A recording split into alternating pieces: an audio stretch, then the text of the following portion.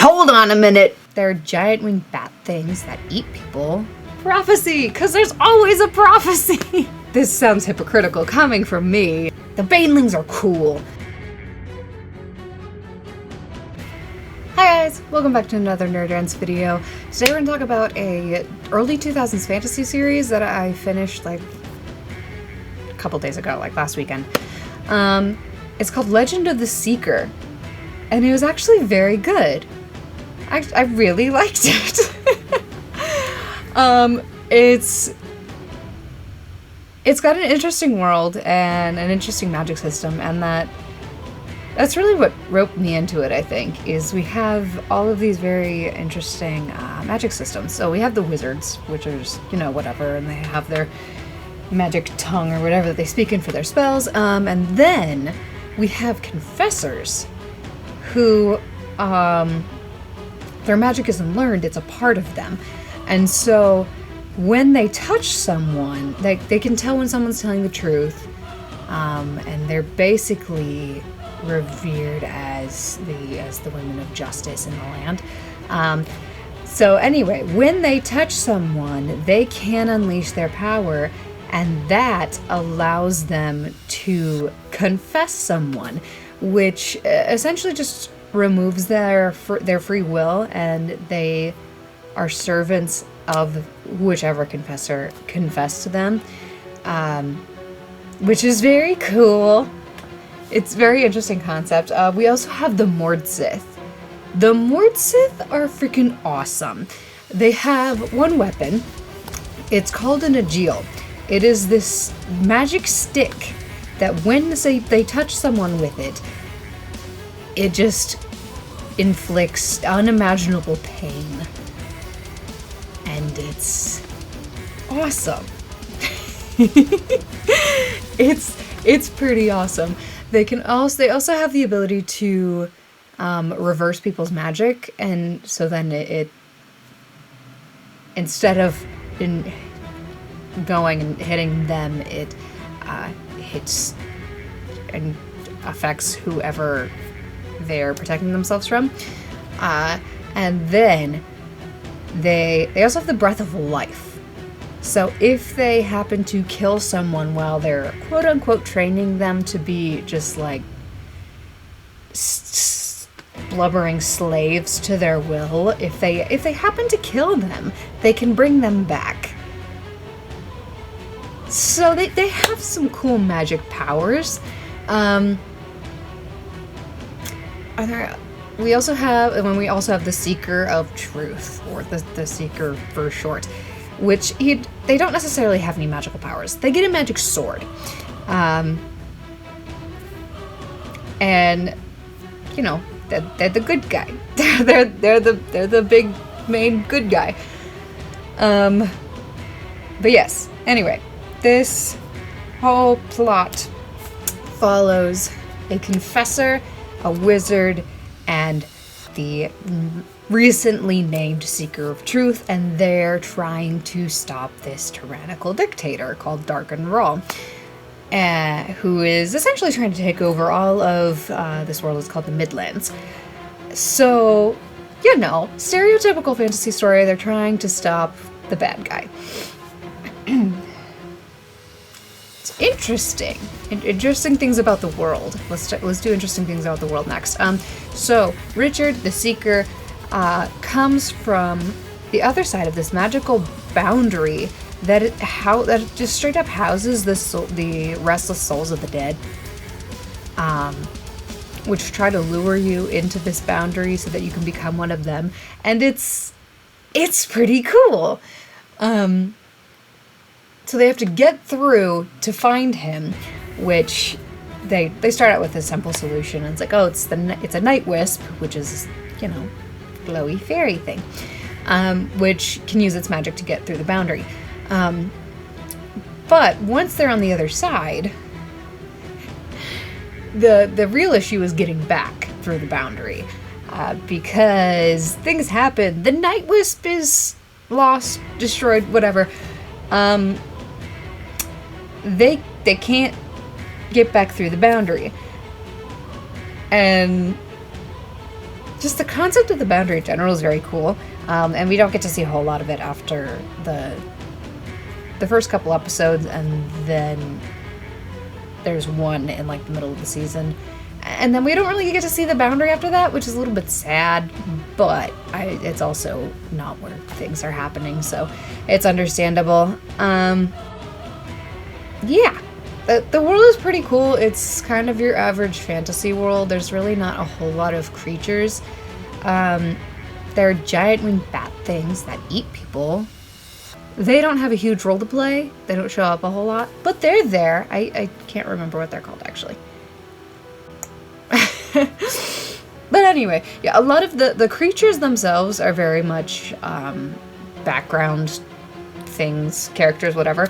They don't show up a whole lot, but they're there, and they're pretty cool. And considering 2000s fantasy show, like the CGI, the VFX, and whatever else are pretty good. For the magic and the creatures and whatever else, it's pretty good. Yeah. Plot, though it is very standard, it's good. It's very good. It's interesting how with them traveling around and their relationships growing and whatever else, and all the little side quests that they have to go on, and things that they have to figure out in order to defeat Dark and Raw, who is basically who seems to be this super powerful because he has influence over so many people and over like magic users. He's a very formidable threat. So the first season is a lot of that, like side quests and whatever else, and them trying to figure out how to get to Dark and Roll so they can kill him, because there's a prophecy. Because there's always a prophecy. There's always a prophecy. But anyway, the whole prophecy is Richard is the seeker of truth. He's going to defeat and kill Dark and Rawl and free the Midlands. That's the prophecy. But yeah, going through that, and obviously because confessors are always girls, because if a male confessor is born, they kill it because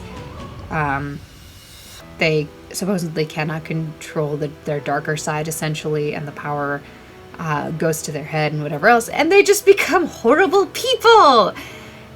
Yeah! So anyway, confessors are all girls, so we have Kaylin, the confessor, Zed, the wizard, and Richard, the seeker.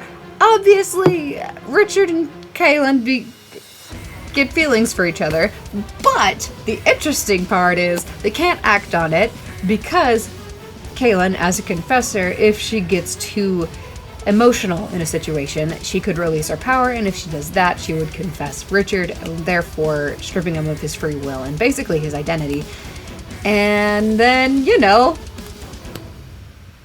you can't save the world if you're bound to your confessor, and your sole purpose now is to protect her. So that's an interesting dynamic that they have. It's very, like, the romance was predictable, and also maybe a little bit rushed. It's not like slapping you in the face all the time, but it also seemed to like happen right away. It's fine though. It's a good relationship. But yeah. Okay. The little details. Okay. By the end of the first season, obviously Dark and Rawl is dead. They win. Yay! We'll get to my thoughts on the finales later. But throughout the season, we figure out some cool relationship dynamics. Huge spoilers. So this is an early 2000s fantasy show. If you haven't seen it and you cared enough, I'm sorry. I'm gonna spoil it because the things that I very much enjoyed about the series are spoilers. So, here we go. Find out. Zed is Richard's grandfather. So his daughter is Richard's mother. Fun times! And we have a whole deception of him not telling Richard's suit until they actually come across Richard's mother, because he doesn't want Richard putting family before his mission. And that's what ends up happening because they run into his mom, which is Zed's daughter. And there's a whole exchange where they're like, is her life worth more than worth enough to risk our quest? And he's like, it's not your mother, Zed. And Zed goes, yeah, no, she's my daughter. And that's a cool reveal scene. What else? Also, his daughter had another, Zed's daughter had another child, a girl who is another cool kind of magic thing. She is pristinely ungifted, which means she is incapable of using any kind of magic, and all kinds of magic do not affect her. So that she's an interesting character. She's actually very cool. She is played by the same actress who plays Catania in the Shannara Chronicles, and it took me too long to figure that out. She shows up again in season 2, and that's when I went, hold on a minute, she looks familiar. And then I looked it up, and I was like, oh, that's why. But yeah, she's a cool character. Just the concept of her being able to walk through magical barriers. They have this whole huge, like, most powerful magic in the world called Orden, and whoever puts the boxes of Orden together gets the power of Orden and then can just control everyone. Fun times. And just seeing to the point where not even the magic of Orden can affect her. She's completely immune to any and all magic. So that's a very cool concept to see, and I wish she would have showed up more after season 1, because she's there for like an episode in season 2, which is really sad. She's great. Jensen's great. But yeah, fun relationships. Richard gets family back because in the first episode, he's betrayed by his brother, and his adoptive dad dies. And then later, when he gets a redemption from his adopted brother, who is just being misled by one of Darkenrol's minions, he dies. Dude's been through enough. Come on. But no, it doesn't stop. Anyway. This sounds hypocritical coming from me, and I torture my main characters. It's what happens as a writer. So it sounds very hypocritical coming from me when I say things like that, especially when we take into account the fact that one of my favorite episodes from the first season is when he is abducted by a Mordsith and tortured because they try to break him and quote-unquote train him. One, that's my favorite episode because the Mordsith are introduced and the Mordsith are great, but also he's just getting tortured with unimaginable pain from a magic stick. And it's just... And yet, I say things like, the dude's been through enough. I don't know, guys. When I'm reading it or watching it, I don't want it to happen. But when I'm writing it, no holding back. Oh gosh. Anyway, yeah, the first season is very interesting, and despite the stereotypical storyline, it's still good, and all of like the world and the magic and the characters and whatever else make up for the fact that it's not a super original storyline. But yeah, and then season 2, we're gonna talk about my thoughts on the finales at the end, just because it kind of, I have similar thoughts about both of the finales. But anyway, the second season is interesting. It's them it starts with them basically in the wake of the fall of Darkenrol, and so like Dahara, which is the country that Darkenroll ruled over, has no leader, and people are celebrating his fall, and it's just a time of upheaval because the ruler of pretty much all the land died. And so we're in the wake of that, and we find out that they killed Darkenroll, and in the process, the boxes of Orden, which they needed in order to defeat him, were destroyed. That destruction created a rift between our world and the underworld. Great concept already. So we have creatures, we get one creature that comes out of the rift. And after that, it's just banelings, which are essentially undead people who have to kill every day in order to stay alive. Which is a cool concept, but when they lead off with a creature coming out of the rift and then no other creatures come out of it, that's a little disappointing. I will say it took me a little bit longer to get into the second season. I don't know why, it didn't hook me as quickly as the first season did. But it was still very good. Once I got into it, I was into it. So we have them trying to find the Stone of Tears, which is how the underworld and its lord, the keeper of the underworld, were sealed away at the beginning of time. By the creator. We get a lot of religion side of it, of the Midlands in this season. A lot of the creator versus the keeper stuff and their followers, and we have the Sisters of the Light, which are essentially nuns who serve the creator, and within them they have the Sisters of Darkness who are secretly serving the keeper, and that's a cool dynamic that we get into about mid-season-ish. But it's all very... The banelings are cool.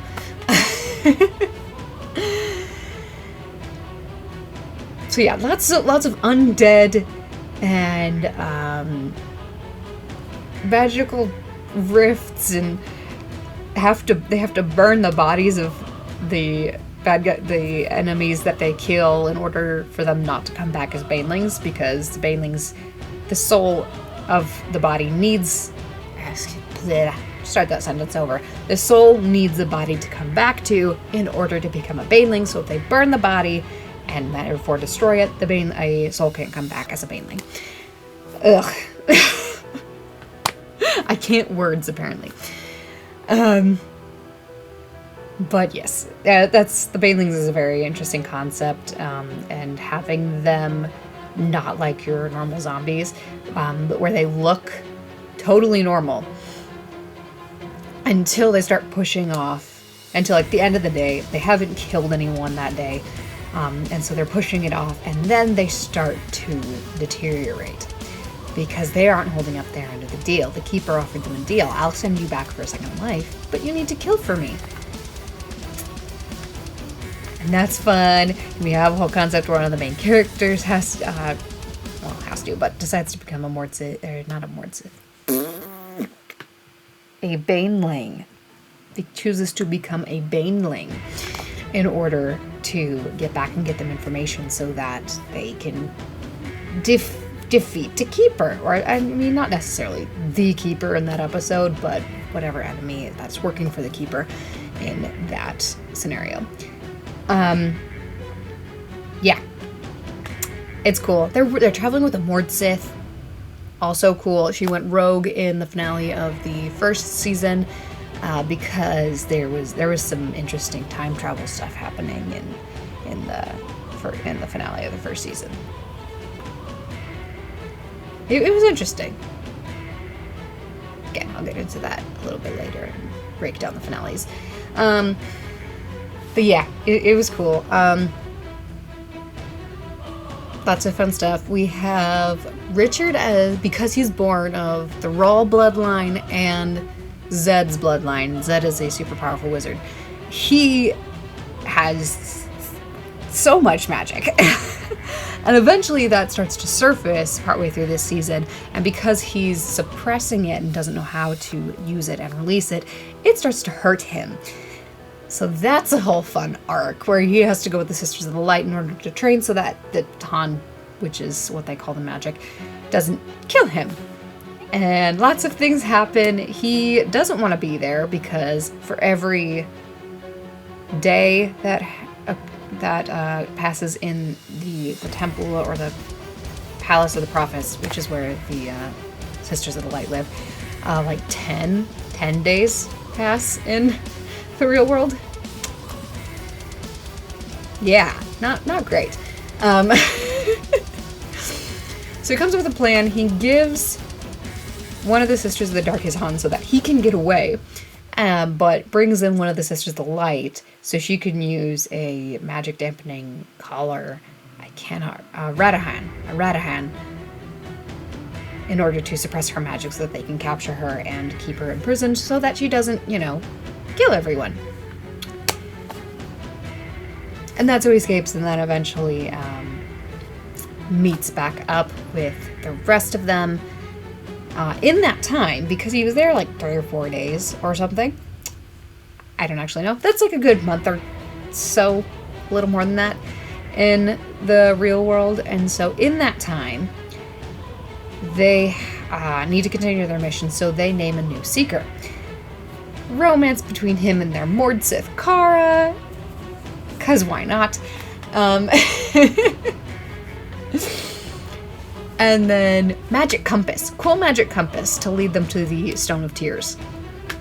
Fun times. It only works for the Seeker, which is why they have to name a new Seeker when, Richard's gone and timey-wimey weirdness ensues. But anyway. Yeah.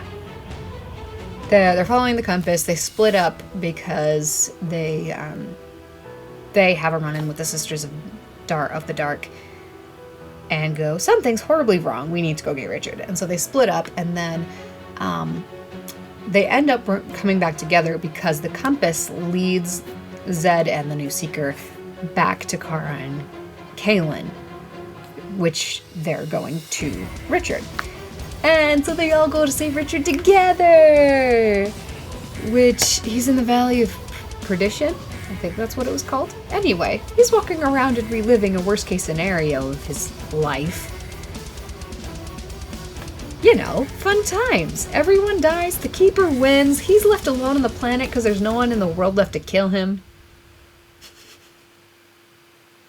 Fun times. Another great episode. Yeah.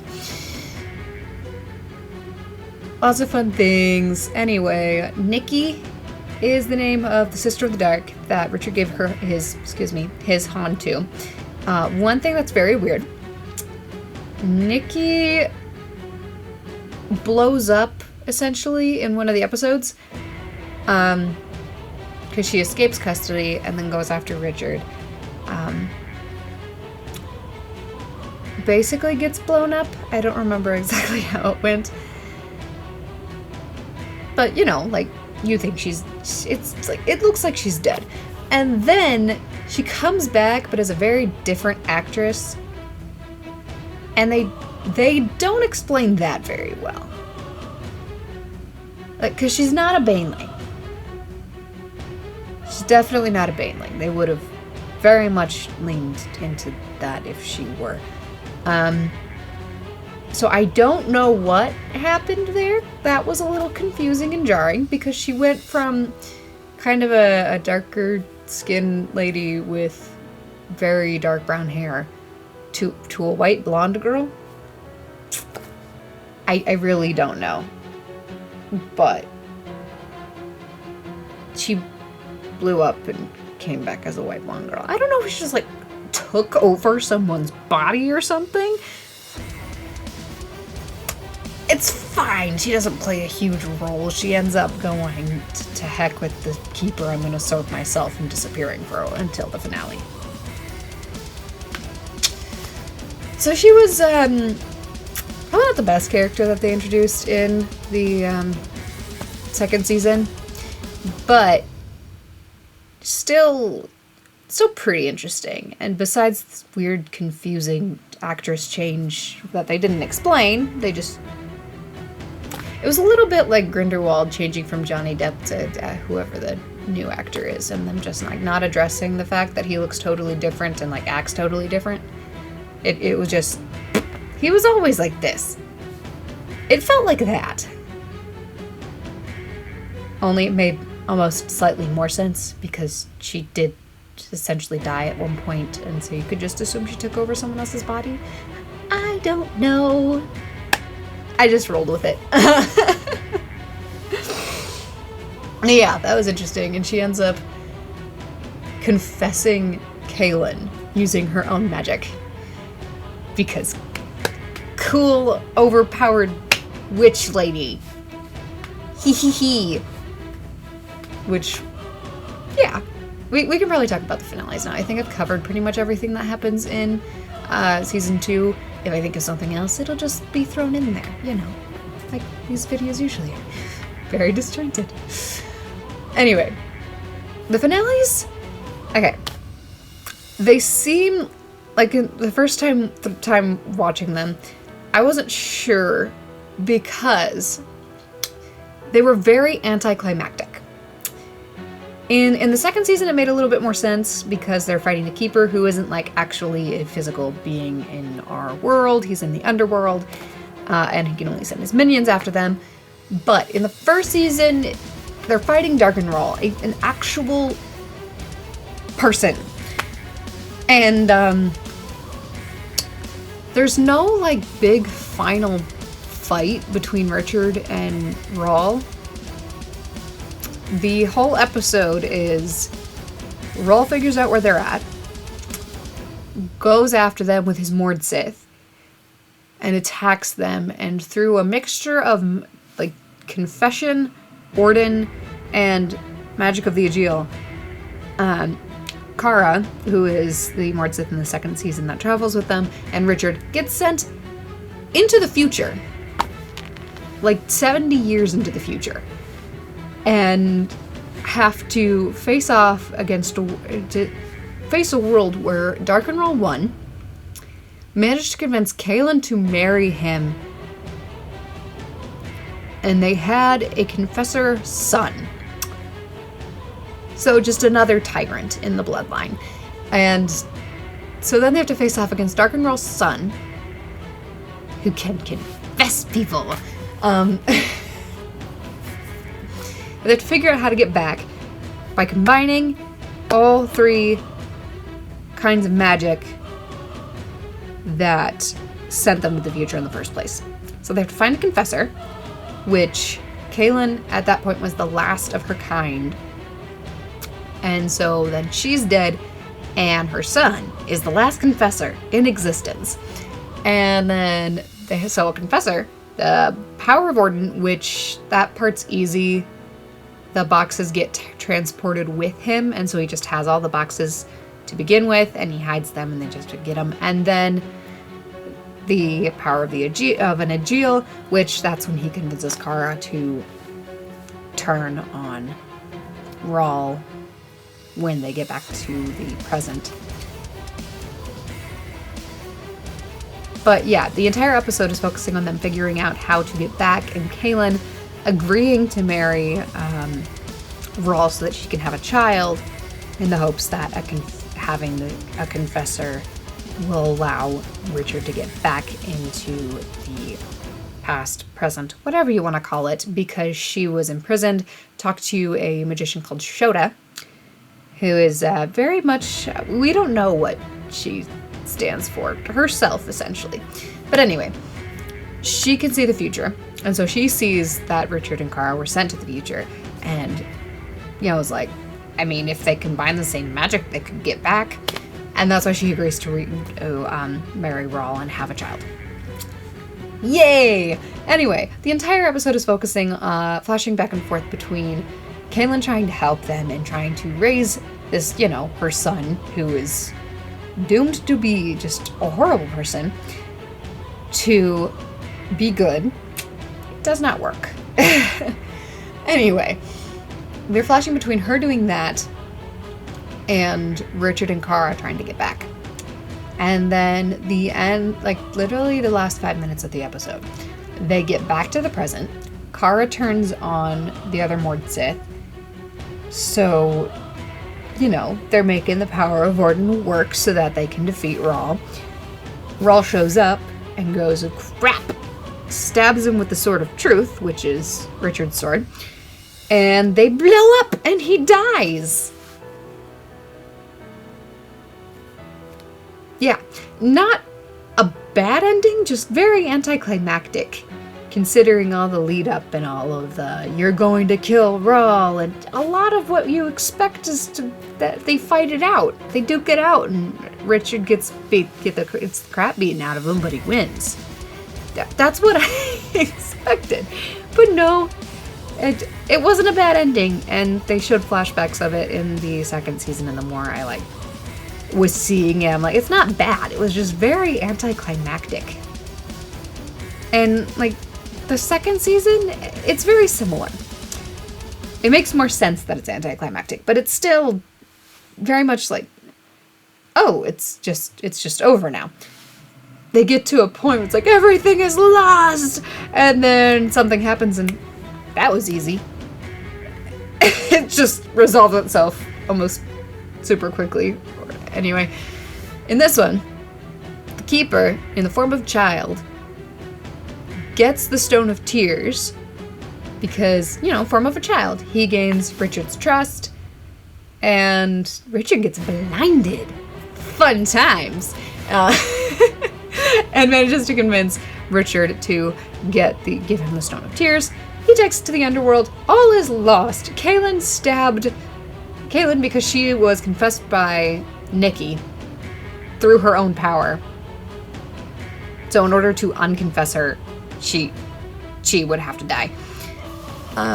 Goes after Richard as the final order of her mistress, who dies. Kills him because she can't confess him. Which the resolution to their whole if I get with you that way, I'm gonna confess you, and then we can't do this because I love you. It's literally resolved by the issue. I can't be with you because I love you, because I confess you, and I can't do that because I love you. It's literally solved because my love is more powerful than confession. Whatever, I guess, but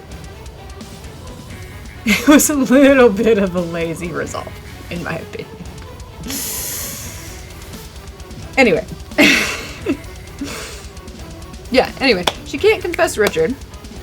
She's like, what the heck is happening? I can't fulfill my mistress's final wish. Stabs him.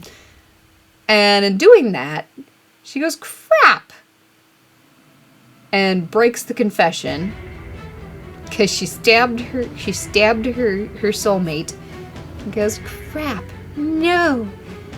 And her tears create a new Stone of Tears. The original Stone of Tears was created when the creator when the creator was betrayed by the Keeper, because they were lovers. And when I have to banish him to the underworld. And her tears, from having to do that, make that choice, create the first Stone of Tears. And so, essentially, Richard and Kaylin's love is strong enough so that when she felt the sadness of killing Richard, new Stone of Tears!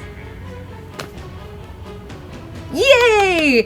And then their Mortis shows up, gives him the Breath of Life so that he's alive again, and they take the Stone of Tears to the place they need to take it, and they seal the underworld. So it makes more sense because they're not they don't have to fight the Keeper because the Keeper thinks he already won. But it also that one feels almost a little too easy. I don't know. It was, again, very anticlimactic. There's no big fight or anything at the end. It just sort of ends. not in like a bad way. It just ends. I feel like there should be more to this. It doesn't quite feel like an ending. Not in the sense that I'm like used to, at least. Yeah. I don't know. This was a good series. I very much enjoyed it. All like the magic and the different species, I guess, of magic users. And the plot and the world was interesting, and yeah, it was good. The characters were all very well done. The only thing is that Kara is bisexual for reasons, you know, because why not? Which of any character to be any of that, I totally expected it to be a Mord Sith. They just, I don't know. Mord Sith give off the vibe of characters that would be used as that. I don't know. But anyway, yeah, it was literally just a plot device, actually. It was just a plot device. They made her that so that they could use a previous romantic relationship with another Mord Sith to lure her away for plot reasons. It was just a plot device. I mean, it led to an interesting side plot, but which they didn't get to do a whole lot with. But side plot, it was an interesting side plot, just like, I don't know if you had to do it that way. Again, it felt like they were pushing a romantic relationship where a platonic relationship probably would have sufficed. I don't know. My opinion. But yes, it was a very good show. I very much enjoyed it. It was fun. It was a fun early 2000s fantasy show. Also, John Rhys Davies shows up, just out of the blue, for one episode, just casually. He just casually shows up for an episode. And he plays not Jensen's dad, Richard and Darkenwell's dad, because they're brothers, which we find out, I guess technically in the first season, because he tells Jensen when he's doing weird mind games on her when she gets amnesia. But technically, officially, we find out that he was telling the truth in the second season. So John Rhys Davies shows up, playing their dad, disguised as a scholar, and just casually is there for one episode and then dies. It caught me very much off guard. I was watching the episode, he shows up, I'm like, hold on a second, that's Gimli. What are you doing here?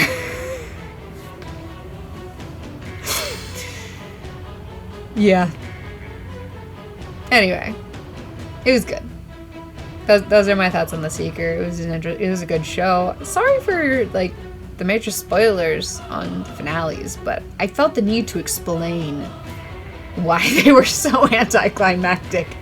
But I would definitely recommend going to watch them, even though I spoiled the finales. There's a lot of things that happened leading up to that. I definitely did not tell you everything about the series. That would have made this a way longer video. But if you're interested in just a good, solid fantasy show, I definitely would recommend Legend of the Seeker. Yeah, I post videos every Wednesday and Saturday, and I'll see you all next time.